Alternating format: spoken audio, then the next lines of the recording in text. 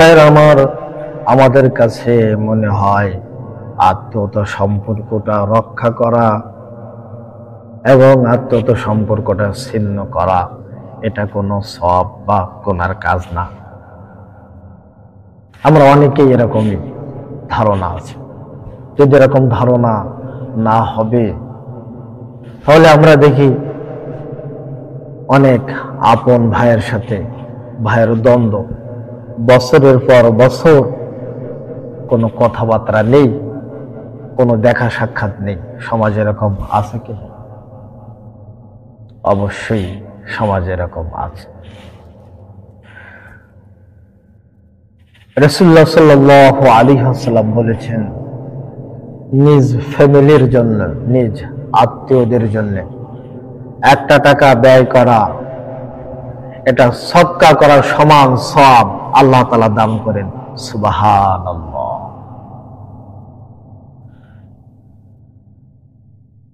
ঠিক তেমনি ভাবে বিশ্বনবী ঘোষণা করেছেন, লা ইয়াদখুলুল জান্নাতা কাতিয়া।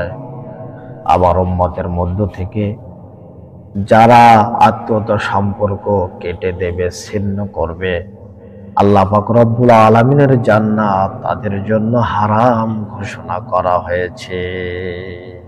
নাউজুবিল্লাহ। তাহলে সাধারণত ভাইয়ের সাথে বোনের সাথে দ্বন্দ্ব বাঁধে জমি জায়গা নিয়ে, টাকা পয়সা নিয়ে। ঠিক কি ঠিক না? বোনদের জমি ভাইয়েরা ফাঁকি দিয়ে নিয়ে নেয়, বা আবার অনেক সৎ ভাইয়েরা আছে তারা বোনদের জমি টাকা দেয়, নাম মাত্র কিছু টাকা দিয়ে জমিগুলো নিজেদের নামে লিখে নেয়। জোর করে তোদের খাওয়া দাওয়া কিংবা বাপের বাড়ি এসে কোথায় থাকবে এই ভয় দেখিয়ে তাদের সম্পদগুলো তারা নিয়ে নেয়। একদম ফিরিয়ে হতে পারে বা সামান্য কিছু টাকা দিয়ে হলেও হতে পারে। সমাজে এরকম আছে কি নাই? শিক্ষা নিয়ে একটা গল্পের কথা আপনাদের শোনাতে চাই, যাতে আপনাদের অনেক উপকারে আসবে। রিয়াজউদ্দিন গ্রাম্য একজন লোক, তার দুইটা ছেলে। একটা ছেলের নাম আনোয়ার আর একটা ছেলের নাম আরমান। আনোয়ারকে লেখাপড়া বেশি শিখায় নাই, অল্প লেখাপড়া শিখায় গ্রামের যে জমি জমাগুলো আছে, যে গরু মহিষগুলো আছে, এগুলো দেখাশোনা করে। আর বড় ছেলে আরমানকে লেখাপড়া শিখিয়ে তাকে সরকারি একটা চাকরি দিয়েছে। রিয়াজউদ্দিন সাহেবের গ্রামে বহু জায়গা জমি, শহরেও অনেক জায়গা জমি আছে। হঠাৎ করে রিয়াজউদ্দিন সাহেব মারা গেলেন। বড় ভাই আরমান শিক্ষিত মানুষ বাড়ি এসেছে। ছোট ভাই আনোয়ারকে ডেকে বলতেছে, ভাই আব্বা তো মারা গেছে, আর মারা যাওয়ার আগে জমি বন্টন করে দিয়ে গেছে। গ্রামের যত জায়গা জমি সব তোকে দিয়ে গেছে, আর শহরের যে জায়গা জমিগুলো আছে এই জায়গা জমিগুলো আব্বা আমার নামে লিখে দিয়ে গেছে। আরমান নামাজ রোজা এগুলো খুব কমই করতো। সামাজিক কাজ হিসাবে মাঝে মাঝে ঈদের নামাজে, জানাজার নামাজে, মাঝে মাঝে জুমার নামাজে যেত, কিন্তু মন থেকে সে এগুলো করতো না। সামাজিক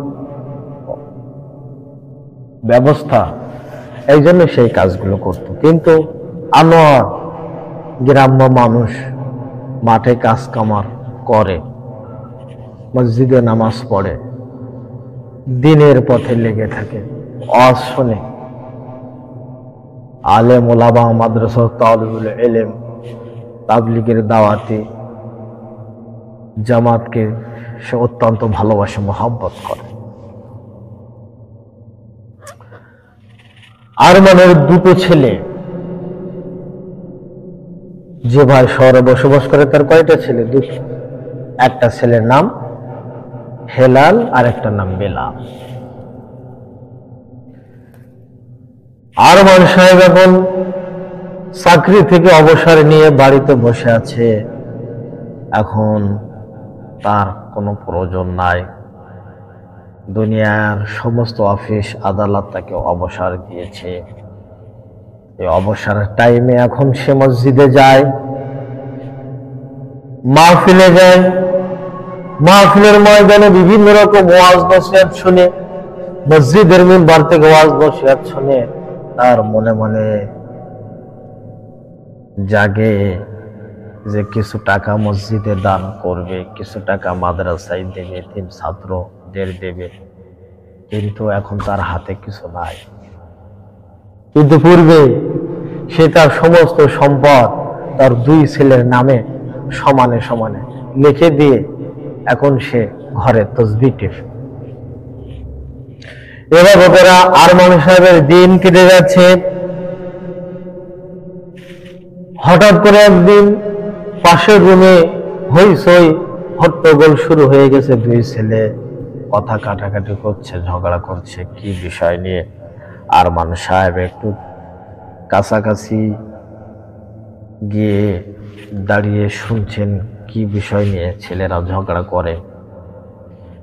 বেলাল বলতেছে, হেলাল, আব্বার বয়স তো শেষ, না জানি আর কতদিন আব্বা দুনিয়াতে থাকবে, বেঁচে থাকবে। আব্বার তো কবর দিতে হবে। তো কবর দিতে হলে হেলাল, উত্তরায় তোর যে জায়গাটা আছে ওই জায়গায় আব্বার কবর দিলে ভালো হবে। সঙ্গে সঙ্গে হেলাল বেলালকে বলতেছে, বেলাল, আমি ওই জায়গায় গত মাসে ইঞ্জিনিয়ার এনে প্ল্যান করেছি, ওইখানে একটা বিল্ডিং নির্মাণ করব, এখানে কবর দেওয়া যাবে না। বরঞ্চ বেলাল বিশ্বাস পাড়ায় তোর যে জায়গাটা আছে ওই জায়গায় আব্বার কবর দিতে হবে। বেলাল বলে, না না, ওই জায়গাটা নিয়েও আমার অন্য চিন্তা ভাবনা আছে। এত দামি জায়গায় আব্বার কবর দেওয়া যাবে না। একবার যে দুই ভাই বলল, হয় আব্বা যদি গ্রামের সমস্ত জায়গাগুলো চাচাকে দিয়ে না আসতেন তাহলে আব্বার কবরটাই গ্রামে দেওয়া যেত। আব্বাই সবকিছু ভুল করেছে। এখন আরমান সাহেব দেয়ালের ওপাশ থেকে শুধু তসবিহ গুনতেছে আর কান্নাকাটি করতেছে। হায়, এত কষ্ট করে ভাইকে ঠকিয়ে এই সম্পদগুলো করলাম, আর এই শেষ বয়সে এসে আমার একটা কবর হবে, এই কবরের জায়গাটুকু পর্যন্ত আমার নসিবে নেই, আমার ছেলেরা দিতে চায় না। হায় আফসোস, হায় আমার লোভ, হায় আমার লালসা, আমার টাকা, আমার চাকরি, আমার জমি। হায়, আফসোস করতে থাকলেন। কিন্তু এখন তার আফসোসের আর কোনো কাজ হবে না, কোনো লাভ। 3.5 হাত জমি জায়গা নিজের ভাইদের থেকে ফাঁকি দিয়ে নিয়ে শহরের দামি দামি জায়গাগুলো নিচ্ছে, এখন তার জায়গা হচ্ছে। সমবেত উপস্থিতির জন্য ভাবুন, চিন্তা করুন, এই দুনিয়ার জায়গা জমি এগুলো কেউ সঙ্গে নিতে পারবে না, সব দুনিয়ায় ছেড়ে চলে যেতে হবে। তাহলে এত ঝগড়া কিসের, এত মারামারি আহাজারি কিসের? আল্লাহ পাক রব্বুল আলামিন আমাদের সকলকে সহি বুঝ দান করুন। আল্লাহুম্মা আমিন।